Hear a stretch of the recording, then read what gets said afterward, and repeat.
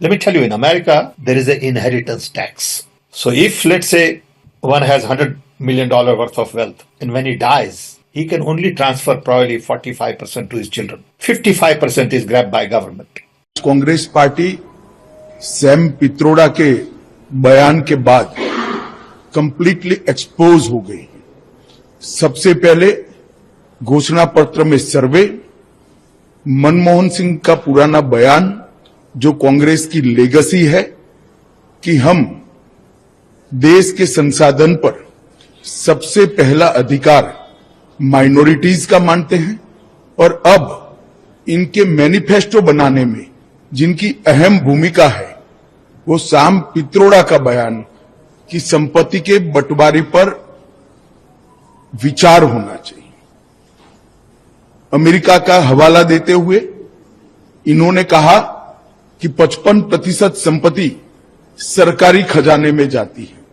अब जब प्रधानमंत्री जी ने ये मुद्दा उठाया, राहुल गांधी, सोनिया गांधी और पूरी कांग्रेस बैकफुट पर आई कि हमारा मकसद ये नहीं है।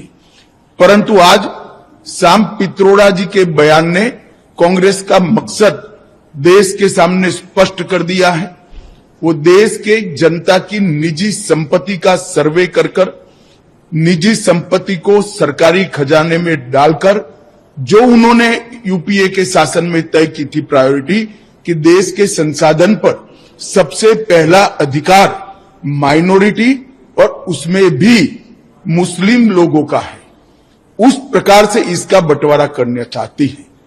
मैं मानता हूं कांग्रेस पार्टी या तो अपने मैनिफेस्टो से इस बात को विड्रॉ करे या उन्होंने स्वीकार करना चाहिए कि यही उनका मकसद है।